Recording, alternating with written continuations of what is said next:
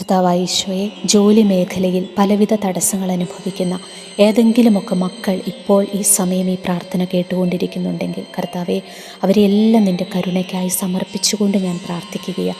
അധ്വാനിക്കുന്നവരും ഭാരം വഹിക്കുന്നവരുമായ നിങ്ങളെല്ലാവരും എൻ്റെ അടുക്കൽ വരുവിൻ, ഞാൻ നിങ്ങളെ ആശ്വസിപ്പിക്കാമെന്നരുളി ചെയ്ത പൊന്നു കർത്താവെ, അധ്വാന ഭാരവും കടവും കണ്ണീരുമായി കഴിയുന്ന എല്ലാ മക്കളെയും കുടുംബങ്ങളെയും സമർപ്പിച്ച് പ്രാർത്ഥിക്കുന്നു. അവർക്ക് ജീവിക്കുവാനുള്ള ഒരു ജീവിത മാർഗം കാണിച്ചു കൊടുക്കണമെന്ന് പ്രാർത്ഥിക്കുന്നു.